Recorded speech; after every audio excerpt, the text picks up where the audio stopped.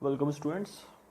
Theory of company के session में हम डिस्कस करेंगे कि liability of clause of MOA का मीनिंग एंड इसका कंटेंट के बारे में हम डिस्कस करेंगे कि लायबिलिटी क्लॉज ऑफ एमओए क्या होता है और इसके कंटेंट क्या क्या है।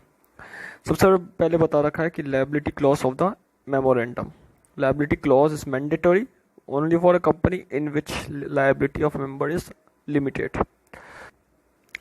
लायबिलिटी क्लॉज उन्हीं कंपनी के लिए मैंडेटरी है जिनका जो मेंबर्स की लायबिलिटी वो लिमिटेड, यानी कि वो पे ऑफ कर सकते हैं विदाउट यहाँ पे पर्सनल असेट को सोल्ड करे।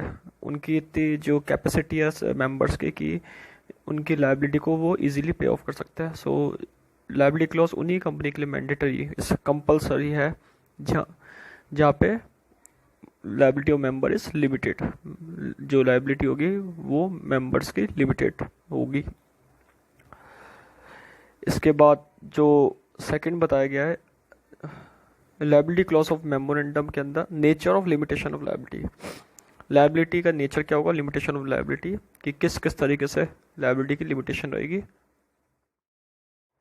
तो यहाँ पे नेचर में बताया गया फर्स्ट केस है जो हमारा in case of company limited by shares. ऐसी कंपनी जो लिमिटेड बाय शेयर्स है उन केस के अंदर क्या होगा, the liability clause must state that the liability of members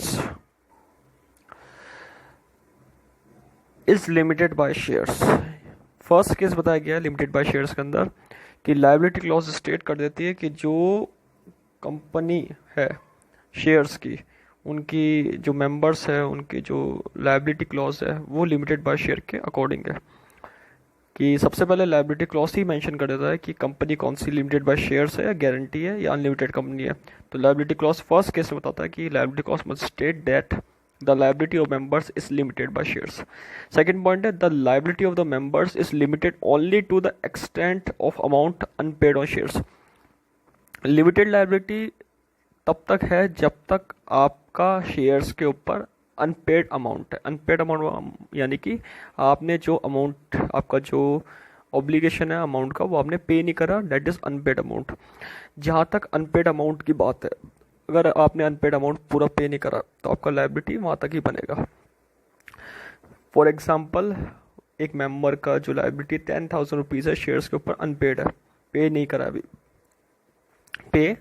अभी। जैसे जैसे पे करने का जब ऑप्शन आएगा तब वो पे नहीं करता है तो उसका जो स्टेटस होगा पेड ऑन शेयर्स का वो क्या रहेगा, अनपेड रहेगा। यानी कि लायबिलिटी क्या है, अभी बनी हुई है। तो ये फर्स्ट केस है जिसके अंदर बताया गया है कंपनी लिमिटेड बाय शेयर्स, और उसके अंदर बताया गया कि लायबिलिटी क्लॉज पहले मेंशन करता है कौन सी कंपनी है, और सेकंड इन जो कंपनी है लिमिटेड बाय शेयर्स में लायबिलिटी मेंबर की रहती है अनपेड ऑफ शेयर्स। शेयर्स के ऊपर अनपेड जब तक है तब तक आपकी लायबिलिटी यहाँ पे बनी रहेगी। इसके बाद जो सेकंड केस बताया गया इसी में, सेकंड केस जो बताया गया है वो है in case of company limited by guarantee only. अब ये कंपनी है लिमिटेड बाय गारंटी, पहला पड़ा है लिमिटेड बाय शेयर्स, सेकंड है limited by guarantee. The liability clause must state that the amount of guarantee of each member. जितना member ने guarantee ली है अमाउंट पे करने की, वहाँ तक की लायबिलिटी आपकी बनी हुई है। एक पर्सन है, उसने अमाउंट पे करने 25,000 अमाउंट पे करने की लायबिलिटी ली है, उसकी गारंटी कहाँ तक है, 25,000 तक, वहाँ तक की गारंटी ले ली। उससे आगे लायबिलिटी होगी तो उसकी गारंटी वो नहीं ले रहा, यानी कि 25,000 की लायबिलिटी सिर्फ उसी मेंबर की जिसने वो गारंटी ली है। तो जितने अमाउंट की आप गारंटी लेते हैं, आप ये आपने दी है जितने अमाउंट की गारंटी, उतने अमाउंट का आपको लायबिलिटी पे करना पड़ेगा। इसके अंदर ये बताया गया है। इसके बाद जो है in case of company limited by guarantee and having share capital, दोनों केस मर्ज कर दिए। एक ऐसी कंपनी जहाँ लिमिटेड बाय गारंटी भी है और हैविंग शेयर कैपिटल भी है। The liability clause must state that the liability of member is limited to the aggregate value। दोनों केस में दोनों को मर्ज कर दिया।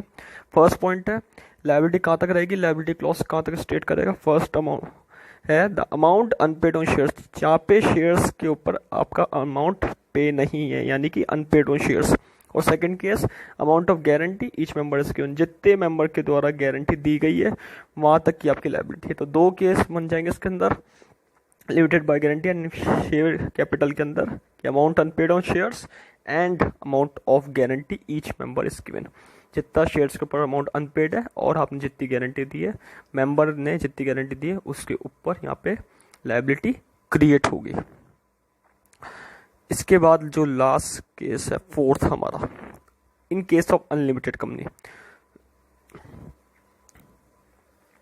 कई ऐसी कंपनी होती है जिनका जो लायबिलिटी क्लॉज है वो अनलिमिटेड होता है, अनलिमिटेड कंपनी होता है।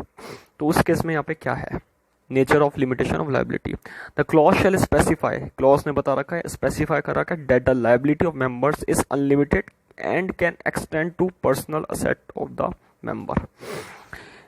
ये क्लॉज बताता है लायबिलिटी क्लॉज हमें कि अगर अनलिमिटेड कंपनी का हमारा केस है तो उसमें nature of limitation of liability ये रहेगी कि आपकी लायबिलिटी अनलिमिटेड रहेगी। कौन आपकी, मतलब मेंबर्स की लायबिलिटी अनलिमिटेड रहेगी।